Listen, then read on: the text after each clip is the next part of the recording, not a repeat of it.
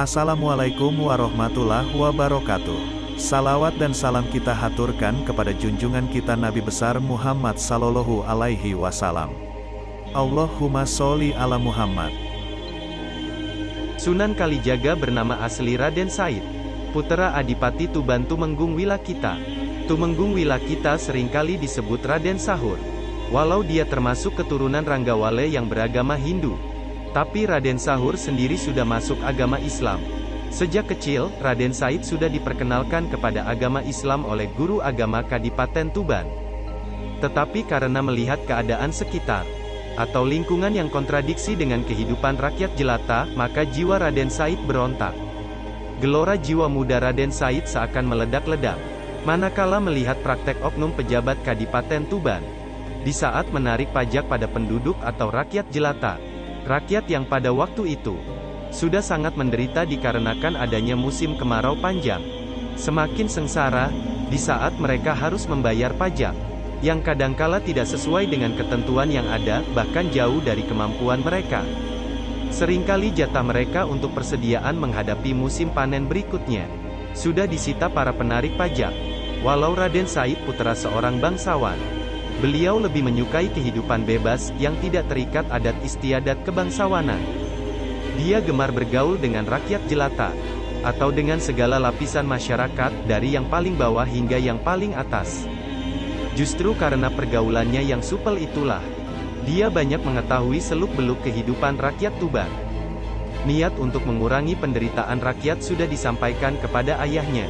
Tapi sepertinya ayahnya tak bisa berbuat banyak. Dia juga cukup memahami posisi ayahnya hanya sebagai adipati bawahan Majapahit. Tapi niatnya itu tidak pernah padam. Jika malam-malam sebelumnya, dia sering berada di dalam kamarnya sembari mengumandangkan ayat-ayat suci Al-Quran. Maka sekarang dia keluar rumah. Di saat penjaga gudang Kadipaten tertidur lelap, Raden Said mengambil sebagian hasil bumi yang akan disetorkan ke Majapahit. Bahan makanan itu dibagi-bagikan kepada rakyat yang sangat membutuhkannya. Hal ini dilakukan tanpa sepengetahuan mereka. Tentu saja rakyat yang tak tahu apa-apa itu menjadi kaget bercampur girang. Menerima rezeki yang tak diduga-duga. Mereka tak pernah tahu siapa yang memberikan rezeki itu. Karena Raden Said melakukannya di malam hari secara sembunyi-sembunyi. Bukan hanya rakyat yang terkejut atas rezeki yang seakan turun dari langit itu. Penjaga gudang Kadipaten juga merasa kaget. Hatinya kebat-kebit, karena makin hari barang-barang yang hendak disetorkan ke kerajaan Majapahit itu semakin berkurang. Ia ingin mengetahui siapa pencuri barang hasil bumi di dalam gudang itu. Suatu malam, ia sengaja mengintip dari kejauhan, dari balik sebuah rumah tak jauh dari gudang Kadipaten. Dugaannya benar, ada seseorang yang membuka pintu gudang. Hampir tak berkedip penjaga gudang itu memperhatikan pencuri itu. Dia hampir tak percaya, pencuri itu adalah Raden Said putra junjungannya sendiri. Untuk melaporkannya sendiri kepada Adipati Wilatikta ia tak berani. Khawatir dianggap membuat fitnah. Maka penjaga gudang itu hanya minta 2 orang saksi dari sang Adipati untuk memergoki pencuri yang mengambil hasil bumi rakyat yang tersimpan di gudang. Raden Said tak pernah menyangka bahwa malam itu perbuatannya bakal ketahuan.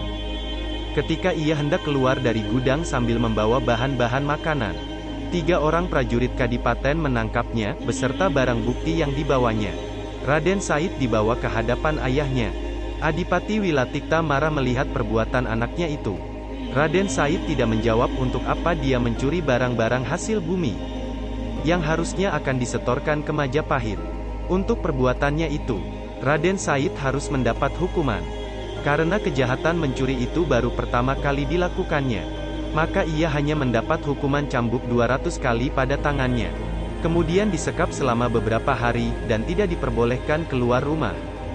Sesudah keluar dari hukuman, dia benar-benar keluar dari lingkungan istana. Tak pernah pulang, sehingga membuat cemas ibu dan adiknya. Apa yang dilakukan Raden Said selanjutnya? Dia mengenakan topeng khusus, berpakaian serba hitam, dan kemudian merampok harta orang-orang kaya di Kabupaten Tuban. Terutama orang kaya yang pelit dan para pejabat yang curang. Harta hasil rampokan itu diberikannya kepada fakir miskin, dan orang-orang yang menderita lainnya. Tapi ketika perbuatannya itu mencapai titik jenuh, ada saja orang yang bermaksud mencelakakannya. Ada seorang pemimpin perampok sejati yang mengetahui aksi Raden Said menjarah harta pejabat kaya. Kemudian pemimpin perampok itu mengenakan pakaian serupa dengan pakaian Raden Said. Bahkan juga mengenakan topeng seperti Raden Said juga. Pada suatu malam, Raden Said baru saja menyelesaikan sholat Isya. Tiba-tiba mendengar jerit tangis para penduduk desa kampungnya, yang ternyata sedang disatroni perampok. Dia segera mendatangi tempat kejadian itu. Begitu mengetahui kedatangan Raden Said, kawanan perampok itu segera berhamburan melarikan diri. Tinggal pemimpin mereka yang sedang asik memperkosa seorang gadis cantik. Raden Said mendobrak pintu rumah si gadis yang sedang diperkosa. Di dalam sebuah kamar, dia melihat seorang berpakaian seperti dirinya, juga mengenakan topeng serupa, sedang berusaha mengenakan pakaiannya kembali. Rupanya dia sudah selesai memperkosa gadis tersebut. Raden Said berusaha menangkap perampok itu, namun pemimpin perampok itu berhasil melarikan diri. Mendadak terdengar suara kentongan dipukul bertalu-talu. Penduduk dari kampung lain berdatangan ke tempat itu. Pada saat itulah si gadis yang baru diperkosa perampok tadi menangkap dan memegang erat-erat tangan Raden Said. Raden Said jadi panik dan kebingungan. Para pemuda dari kampung lain menerobos masuk dengan senjata terhunus. Raden Said ditangkap dan dibawa ke rumah kepala desa. Kepala desa yang merasa penasaran mencoba membuka topeng di wajah Raden Said. Begitu mengetahui siapa orang di balik topeng itu, sang kepala desa menjadi terbungkam. Sama sekali tak disangkanya bahwa perampok itu adalah putra junjungannya sendiri. Gegerlah masyarakat pada saat itu. Raden Said dianggap perampok dan pemerkosa. Si gadis yang diperkosa adalah bukti dan saksi hidup atas kejadian itu. Sang kepala desa masih berusaha menutup aib junjungannya. Diam-diam, ia membawa Raden Said ke istana Kadipaten Tuban tanpa sepengetahuan orang. Tentu saja sang adipati jadi murka. Raden Said diusir dari wilayah Kadipaten Tuban. Pergi dari Kadipaten Tuban ini. Kau telah mencoreng nama baik keluargamu sendiri. Jangan kembali sebelum kau dapat menggetarkan dinding-dinding istana Kadipaten Tuban ini dengan ayat-ayat Al-Quran yang sering kau baca di malam hari. Raden Said pun pergi. Sang adipati Wilatikta sangat terpukul atas kejadian itu. Raden Said yang diharapkan dapat menggantikan kedudukannya, ternyata telah menutup kemungkinan ke arah itu. Sirna sudah segala harapan sang adipati. Hanya ada satu orang yang dapat mempercayai perbuatan Raden Said, yaitu Dewi Rasawulan. Adik Raden Said itu berjiwa luhur, dan meyakini kakaknya sangat tidak mungkin melakukan perbuatan keji. Dewi Rasawulan yang sangat menyayangi kakaknya itu merasa kasihan. Tanpa sepengetahuan ayah dan ibunya, dia meninggalkan istana Kadipaten Tuban untuk mencari Raden Said untuk diajaknya pulang. Mencari guru sejati. Kemanakah Raden Said sesudah diusir dari Kadipaten Tuban? Ternyata ia mengembara tanpa tujuan pasti. Pada akhirnya dia menetap di hutan Jatiwangi. Selama bertahun-tahun ia menjadi perampok budiman. Mengapa disebut perampok budiman? Karena hasil rampokannya itu tak pernah dimakannya. Seperti dahulu, selalu diberikan kepada fakir miskin. Yang dirampoknya hanya para hartawan atau orang kaya kikir, yang tidak menyantuni rakyat jelata, dan tentu tidak pernah mau membayar zakat. Di hutan Jatiwangi, dia membuang nama aslinya. Orang menyebutnya dengan Brandal Lokajaya. Pada suatu hari, ada seorang berjubah putih lewat hutan Jatiwangi. Dari jauh Brandal Lokajaya sudah mengincarnya. Orang itu membawa tongkat yang gagangnya berkilauan. Terus diawasinya orang tua berjubah putih itu. Setelah dekat, dia hadang langkahnya. Tanpa banyak bicara lagi, direbutnya tongkat itu dari tangan lelaki berjubah putih. Karena tongkat itu diambil dengan paksa, maka orang berjubah putih itu jatuh tersungkur. Dengan susah payah orang itu bangun. Sepasang matanya mengeluarkan air, walau tak ada suara tangis dari mulutnya. Raden Said pada saat itu sedang mengamati gagang tongkat yang dipegangnya. Ternyata tongkat itu bukan terbuat dari emas, tapi gagangnya saja terbuat dari kuningan, sehingga berkilauan tertimpa cahaya matahari seperti emas. Raden Said heran melihat orang tua itu menangis. Segera diulurkannya kembali tongkat itu. "Jangan menangis, ini tongkatmu kukembalikan. Bukan tongkat ini yang kutangisi," ujar lelaki itu sembari memperlihatkan beberapa batang rumput di tangannya. Lihatlah, aku telah berbuat dosa, berbuat kesia-siaan. Rumput ini tercabut ketika aku jatuh tersungkur tadi.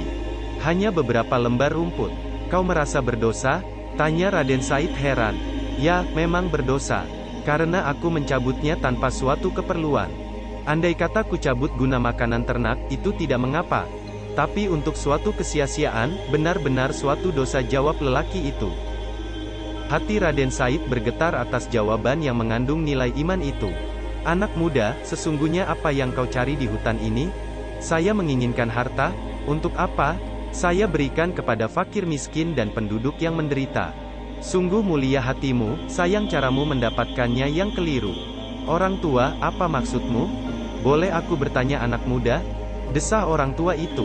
Jika kau mencuci pakaianmu yang kotor dengan air kencing, apakah tindakanmu itu benar? Sungguh perbuatan bodoh, sahut Raden Said. Hanya menambah kotor dan bau pakaian saja. Lelaki itu tersenyum, demikianlah amal yang kau lakukan. Kau bersedekah dengan barang yang didapat secara haram atau mencuri itu.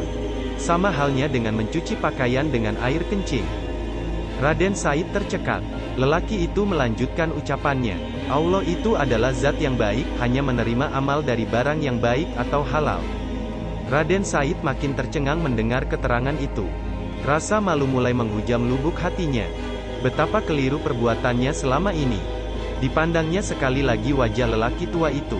Agung dan berwibawa namun mencerminkan pribadi yang welas asih. Dia mulai suka dan tertarik dengan lelaki tua berjubah putih tersebut. Banyak hal yang terkait dengan usaha mengentaskan kemiskinan dan penderitaan rakyat pada saat ini. Kau tidak bisa merubahnya hanya dengan memberi bantuan makan dan uang kepada para penduduk miskin. Kau harus memperingatkan pada penguasa yang zalim, agar mau mengubah caranya memerintah yang sewenang-wenang. Kau juga harus dapat membimbing rakyat, agar dapat meningkatkan taraf kehidupannya. Raden Said semakin terpana, ucapan seperti itulah yang didambakannya selama ini. Kalau kau tak mau kerja keras dan hanya ingin beramal dengan cara yang mudah, maka ambillah itu. Itu barang halal, ambillah sesukamu. Berkata demikian, lelaki itu menunjuk pada sebatang pohon aren. Seketika itu pohon berubah menjadi emas. Sepasang mata Raden Said terbelalak. Dia adalah seorang pemuda sakti dan banyak ragam pengalaman yang telah dikecapnya. Berbagai ilmu yang aneh-aneh telah dipelajarinya. Dia mengira orang itu mempergunakan ilmu sihir. Kalau benar orang itu mengeluarkan ilmu sihir, ia pasti dapat mengatasinya. Tapi setelah mengerahkan ilmunya, pohon aren itu tetap berubah menjadi emas. Berarti orang tua itu tidak menggunakan sihir. Ia benar-benar merasa heran dan penasaran. Ilmu apakah yang telah dipergunakan orang tua itu, sehingga mampu merubah pohon menjadi emas? Raden Said terdiam beberapa saat di tempatnya berdiri. Dia mencoba memanjat pohon aren itu. Benar-benar berubah jadi emas seluruhnya. Ia ingin mengambil buah aren yang telah berubah menjadi emas berkilauan itu. Mendadak buah aren itu rontok, berjatuhan mengenai kepala Raden Said. Pemuda itu jatuh terjerembab ke tanah roboh dan pingsan. Ketika sadar, buah aren yang rontok itu telah berubah menjadi hijau seperti aren-aren yang lainnya. Raden Said bangkit berdiri, mencari orang tua berjubah putih tadi. Tapi yang dicarinya sudah tidak ada di tempat. Ucapan orang tua tadi masih terngiang di telinganya.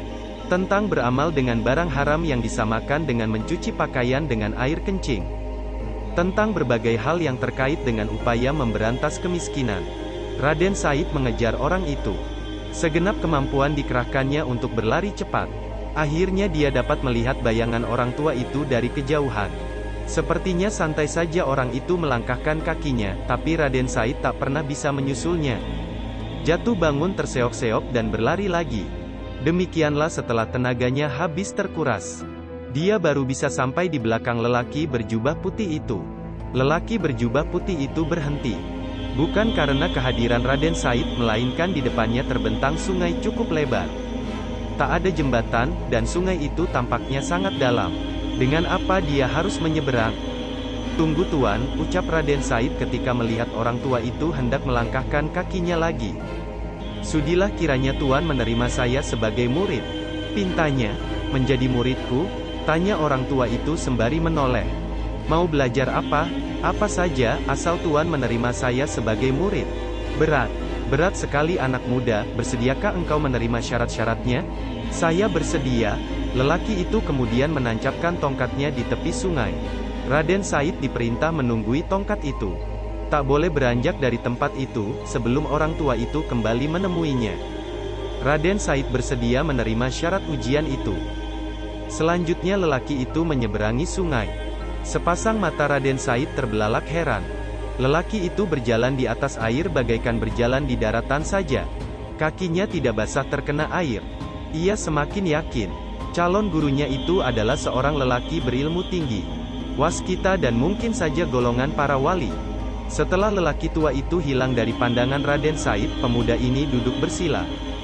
Dia teringat suatu kisah ajaib yang dibacanya di dalam Al-Quran, yaitu kisah Ashabul Kahfi. Maka ia segera berdoa kepada Tuhan supaya ditidurkan. Seperti para pemuda di Goa Kahfi ratusan tahun yang silam. Doanya dikabulkan. Raden Said tertidur dalam semedinya selama 3 tahun. Akar dan rerumputan telah merambati tubuhnya, dan hampir menutupi sebagian besar anggota tubuhnya. Setelah 3 tahun, lelaki berjubah putih itu datang menemui Raden Said. Tapi Raden Said tak bisa dibangunkan. Barulah setelah mengumandangkan azan, pemuda itu membuka sepasang matanya. Tubuh Raden Said dibersihkan, diberi pakaian baru yang bersih. Kemudian dibawa ke Tuban. Mengapa dibawa ke Tuban? Karena lelaki berjubah putih itu adalah Sunan Bonang. Raden Said kemudian diberi pelajaran agama sesuai dengan tingkatannya, yaitu tingkat para waliullah. Di kemudian hari, Raden Said terkenal dengan sebutan Sunan Kalijaga.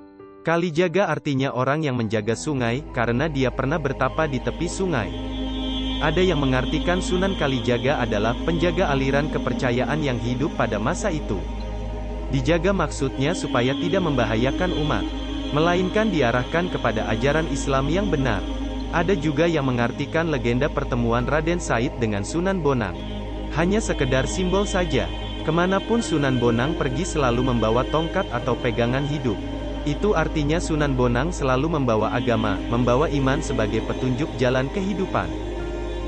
Raden Said kemudian disuruh menunggui tongkat atau agama di tepi sungai. Itu artinya Raden Said diperintah untuk terjun ke dalam kancah masyarakat Jawa, yang banyak mempunyai aliran kepercayaan dan masih berpegang pada agama lama, yaitu Hindu dan Buddha.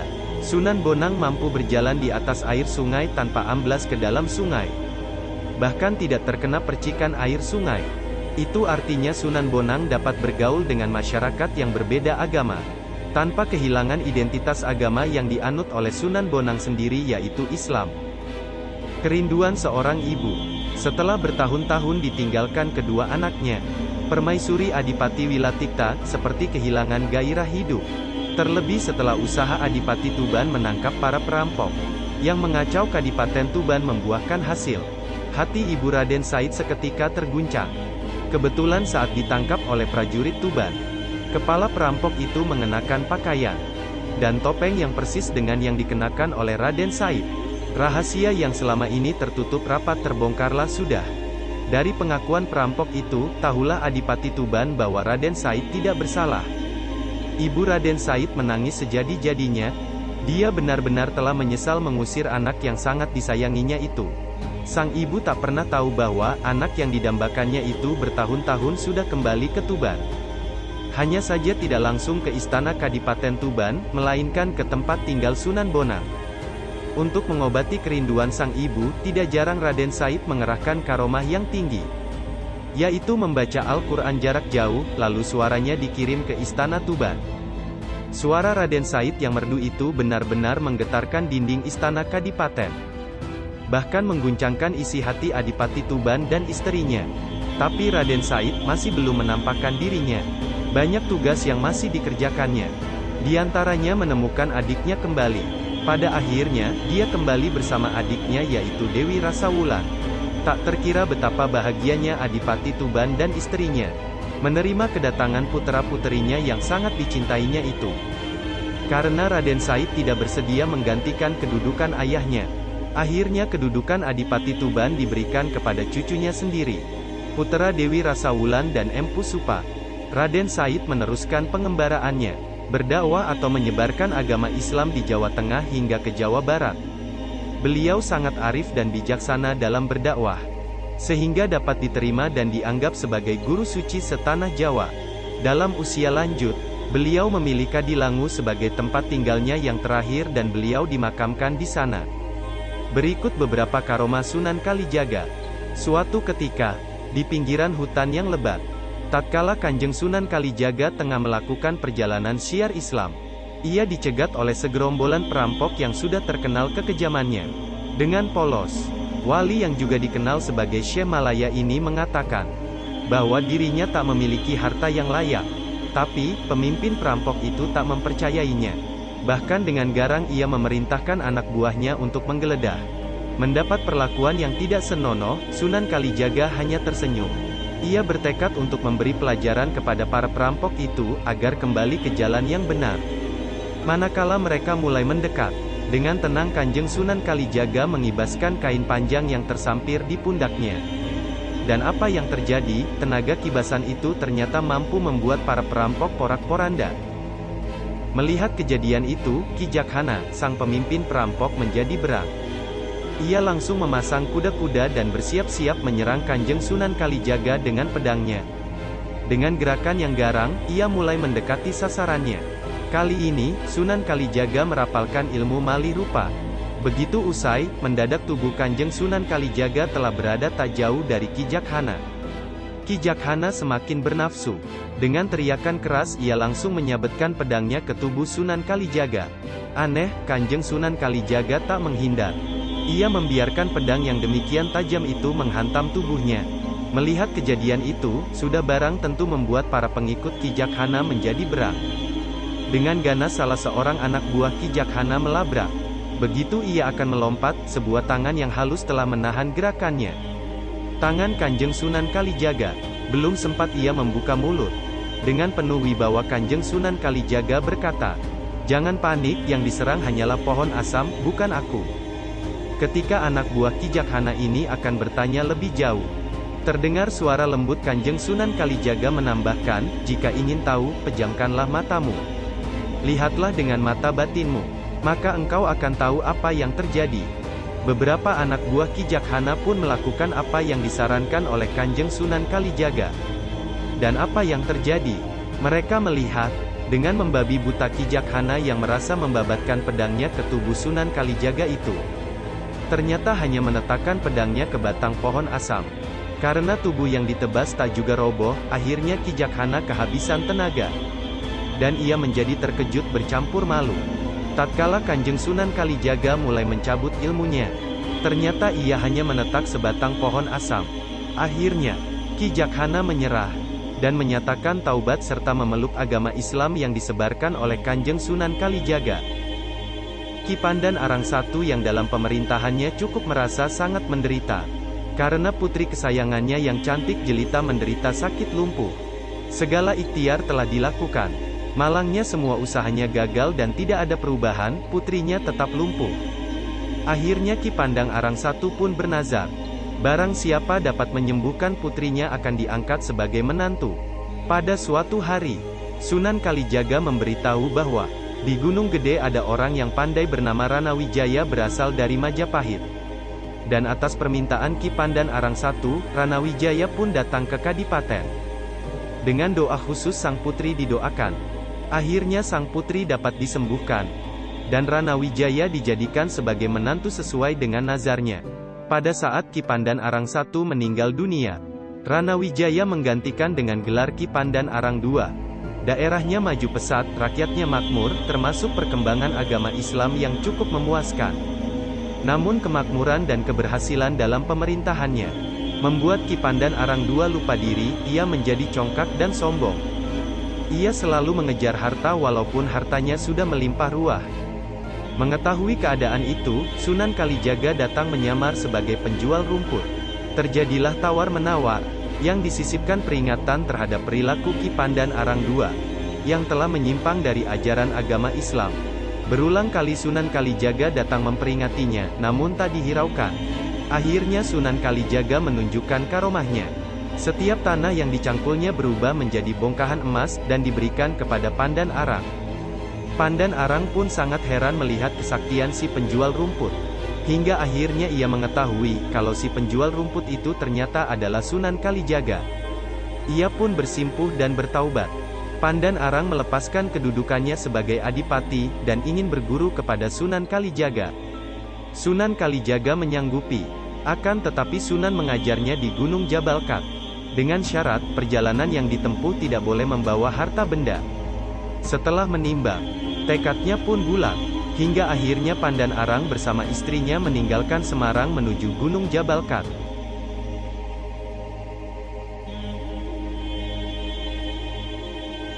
Cukup sekian penjelasan oleh saya, sampai jumpa di video selanjutnya. Wassalamualaikum warahmatullahi wabarakatuh.